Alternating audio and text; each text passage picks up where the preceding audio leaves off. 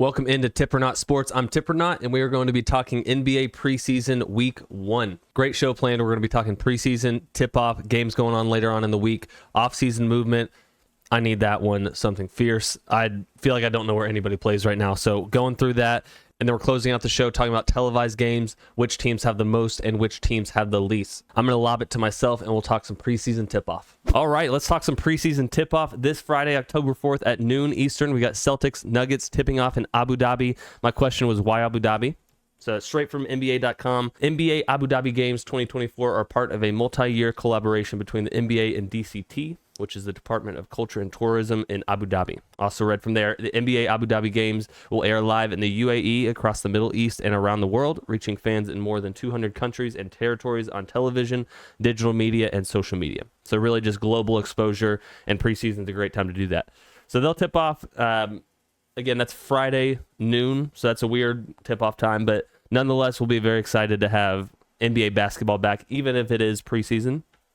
And then also on Friday, we've got the Utah Jazz hosting the New Zealand Breakers, and they are a professional team from the NBL, which is a league in Australia / New Zealand. And New Zealand Breakers, they'll also have some preseason. Well, they'll have their one preseason game against the Jazz, we just said, and then they'll also play the Thunder. So I think they've done this a couple times. Just I think probably getting some exposure for their league as well. And then also on Friday, I don't think I have every single game, but just kind of games I highlighted that I'm looking forward to. But Friday at 10:30 Eastern, we got Timberwolves Lakers. And I guess it's technically at Lakers, but really it's in Palm Desert, California, in Acrisure Arena. Just a new arena, probably smaller venue, which is probably way more fitting for the preseason games. Hopefully going to get a look at the new look Timberwolves, and we'll talk later when we get to the player movement and offseason movement about the Cat and Randall trade. But I'm not holding my breath, but maybe we get a chance, like I guess when this comes out, 4 or 5 days, to see the new look Timberwolves in action. But again, wouldn't hold my breath, just preseason. If we do see it at all, it'll probably be very minimal. Then on Saturday, we've got the Warriors Clippers at Simplify Arena at Stan Sheriff Center on the campus of the University of Hawaii in Honolulu.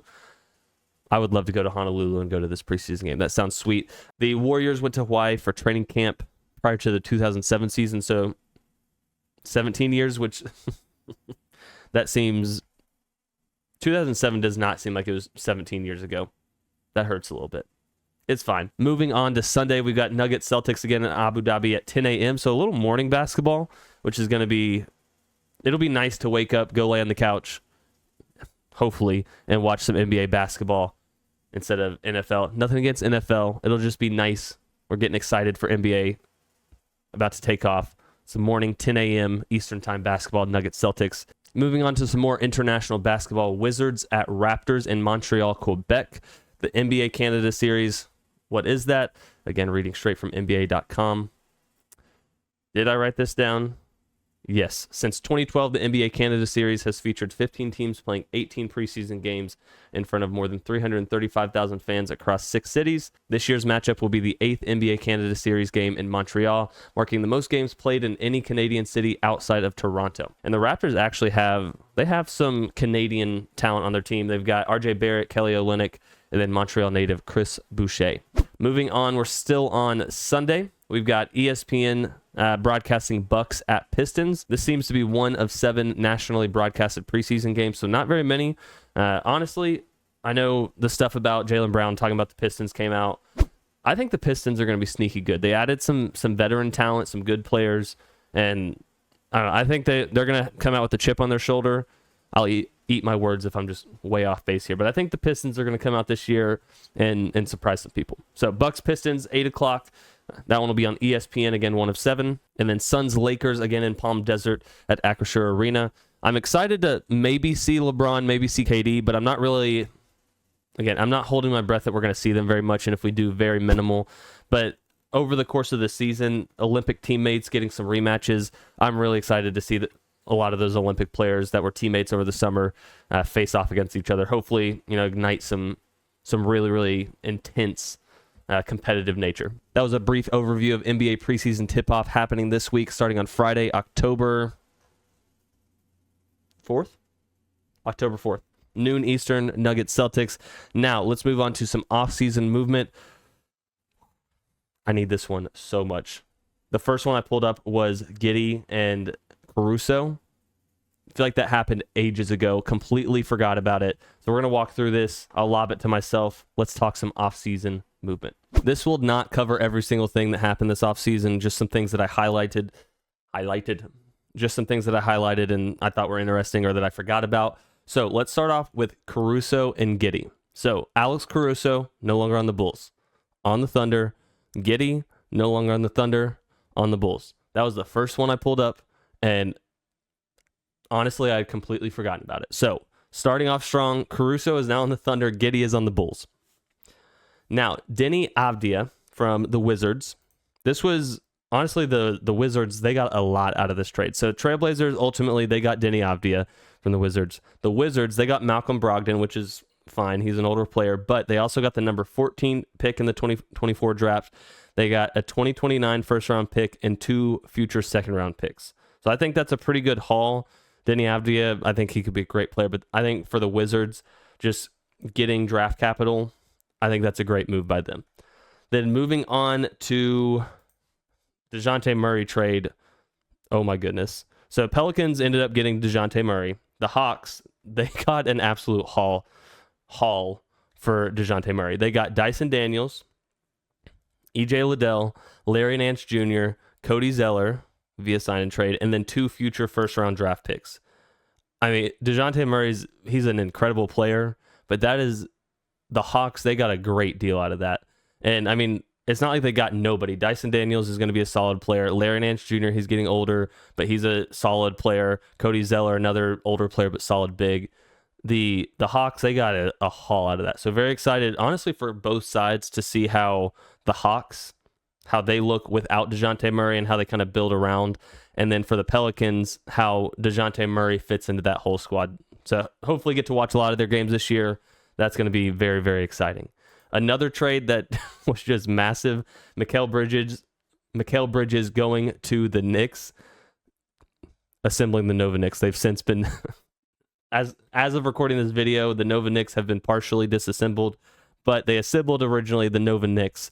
So the trade details, the Knicks, they received Mikal Bridges, Bates Diop, a 2026 second-round pick, and draft rights to Juan Pablo Valle. May have mispronounced the last name. But the Nets, it's a big name in there, Mikal Bridges. The Nets, they got Bojan Bogdanovic, Diakite, Shake Milton, and then a lot of picks. They got unprotected picks, first-round picks in 2025, 2027, 29, and 2031. So 4 unprotected first-round picks, and then an unprotected pick swap in 2028, and then a top 4 protected 2025 first-round pick via the Bucks, and then a second-round pick in 2025. So the Nets definitely gave up a great player in Mikal Bridges, but oh my goodness, the amount of draft capital they got back, wild. I mean, I do think it's probably a win-win for both organizations. The Knicks, I think, are very, very clearly pushing their chips to the center of the table. So giving up future draft capital is not as much of a concern. And for the Nets, I don't think they necessarily had the roster to be, competing for a legit championship. So they shipped off a great player and got a ton of draft capital back. So that's for the Nets, absolute win. For the Knicks, I think an absolute win. Time will tell on that with a lot of the picks being in the future. Obviously being in the future, but a lot of picks in the future. Moving on to Klay Thompson, where's this jersey at? Over there. I'll miss you, Klay. So this was the first 6-team trade in NBA history. It was the Mavericks, Timberwolves, Warriors, Nuggets, Hornets, and 76ers. So just a massive trade. Klay obviously lands with the Mavericks. I'm really excited to see that chapter of his career. I will obviously miss him, but I think it's a good move for him going to the Mavericks. It'll, I think, rejuvenate his career a little bit. Timberwolves, they got draft picks, some cash considerations. Warriors, they got Kyle Anderson and Buddy Hield. Obviously, you cannot replace Klay Thompson because he is an all-time player, but Kyle Anderson, Buddy Hield, I think that'll be an interesting players to put in the lineup. I think it could be a positive. Nuggets, they just got cash considerations. Hornets, Josh Green, Reggie Jackson. And I'm actually not remembering right now if Reggie Jackson is still there. For some reason, I have in my head that he went to the 76ers. Don't quote me on that. Maybe we touch on it. Maybe we don't. Again, I feel like I don't know where anybody plays right now. So we're going through this.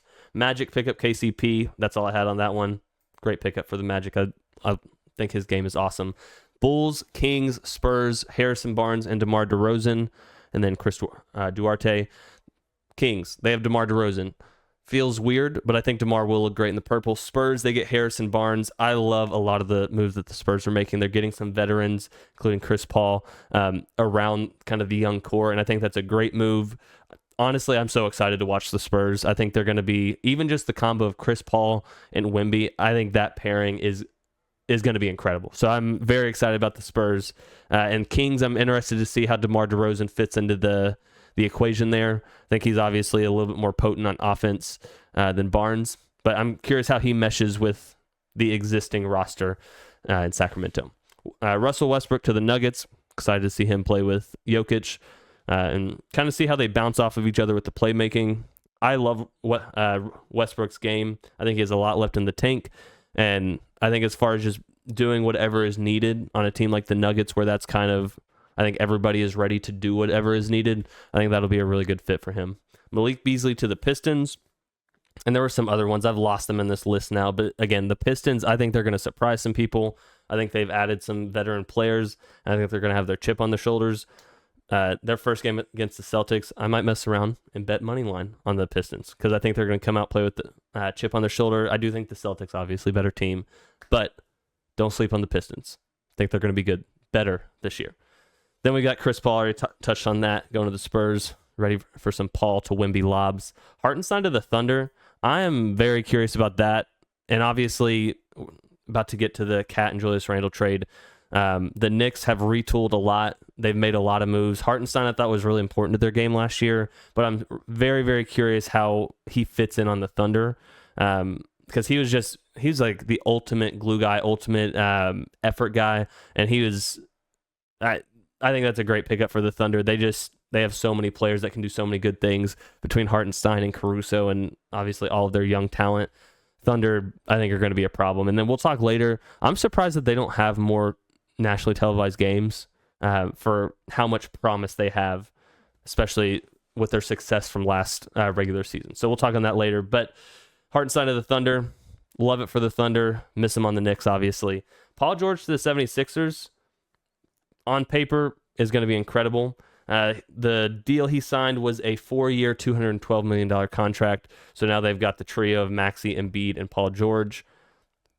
Very curious how that works out. Obviously, I think adding Paul George in no sense is a net negative, but I'm curious how that affects the dynamic with Embiid and Maxey, and if it does mess with that at all. But really, I mean, you take the minutes that Embiid is resting. If Paul George is in there, you have Maxey, Paul George, like you're not lacking offense there. So on paper, 76ers are going to be really good. Very curious to see the Paul George experiment with them, how that works out.